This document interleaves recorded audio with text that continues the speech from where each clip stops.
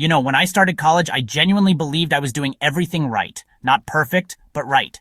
I wasn't born into money, no rich relatives, no inheritance, no college savings account growing up. My parents wanted to help, but we all knew early on if I was going to go to school, I was going to have to figure it out myself. So I did what a lot of kids do in that situation. I made the smartest decision I could with what I had. I didn't chase a big name school. I knew I wasn't getting into Stanford or MIT, but I wasn't trying to. I just needed a school that had a good program and something practical, something I could turn into a job. I picked a solid state school. Not flashy, but respected. Reasonably affordable compared to others. It wasn't a dream campus, but the CS program had good internships, and I could commute if I needed to. I told myself, this is a good decision. Logical, responsible, a stepping stone to a future. I picked a smart major, something that everyone said would be in demand. Tech, data, STEM. I wasn't trying to follow some passion. I was trying to survive. I chose a degree that was supposed to lead to stability, because that's what everyone tells you. Go to college, get a degree in something useful, and you'll be fine. So I locked in. I worked. Really worked. I had 2 jobs most semesters. One in food service, one in IT support when I was lucky. I was taking 15 to 18 units per term just to stay on track. I was writing code on the bus, watching lectures while doing dishes, cramming for midterms in the 24-hour library between shifts. I learned how to survive on $30 a week for food. I skipped out on textbooks when I couldn't afford them. I borrowed from friends, used the reserve copies in the library, or just rolled the dice and tried to get through class without one. I didn't party. I didn't go on spring break. My break was working 40-plus hours during the holidays just to save up enough to make it through the next term. And I told myself, every single time it got hard, that this would pay off, that all of this struggle would lead to something better. Graduation day came. I walked the stage, wore the gown, smiled for the pictures. My family was proud, and honestly, so was I. I felt like I had made it through the storm, but then the storm kept going. I started applying for jobs the week after graduation. At first, it was exciting. I thought I had options. I had the degree, I had internships, I had some decent projects on GitHub. I thought I was ready. I wasn't.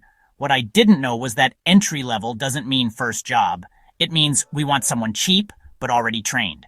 Every posting asked for 3-5 years of experience, certifications I didn't have, tools I hadn't learned, immediate contributors only. No room to grow into anything. So I applied anyway. I wrote thoughtful cover letters. I tailored my resume for every single application. I applied to jobs all over the country. Roles I was qualified for. Roles I was slightly underqualified for. Hell, even roles I was probably overqualified for. And nothing. Crickets. I'd apply for 10, 20, 30 jobs a week. Every day felt the same. Wake up, drink coffee, search Indeed, LinkedIn, company career sites. Copy and paste, tweak resume bullet points, reformat PDFs, submit, repeat, then check email obsessively, hoping for a reply. I tracked everything in a spreadsheet at first company, position, date submitted, last contact. It was organized, professional.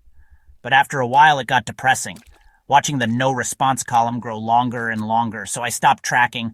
I just started surviving.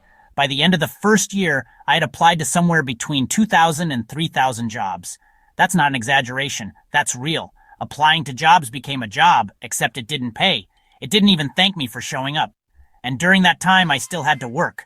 Bills didn't stop. Student loans kicked in 6 months after graduation, so I took whatever I could get. A retail gig, then food service again, then a temp office job that had nothing to do with my field.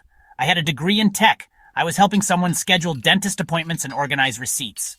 The longer it went on, the more I felt like I was falling behind, like I had wasted my time.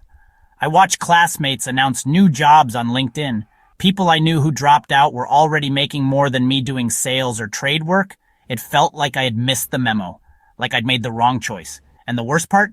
I started to believe it, started to think maybe I wasn't cut out for this, that I wasn't smart enough, that maybe I peaked in college. Then one day, something changed.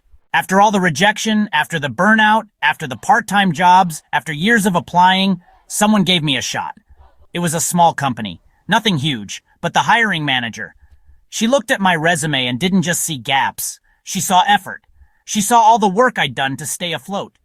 She didn't care that I didn't have a flashy job title yet. She said, "You've been putting in the work. Let's give you a chance to grow." There was no salary negotiation. They told me the number, it wasn't great, and I said yes. Not because I was thrilled, but because I was grateful, because someone finally saw me. It wasn't a dream job. It was a junior analyst role. Low pay, high expectations, steep learning curve.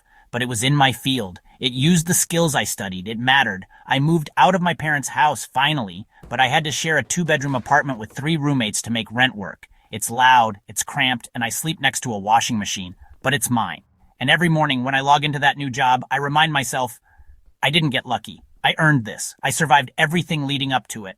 I held on through rejection, self-doubt, burnout, and low pay.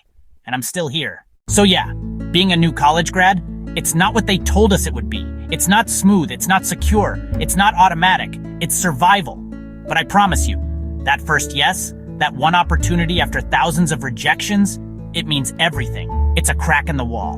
And once you get through, it's easier to breathe.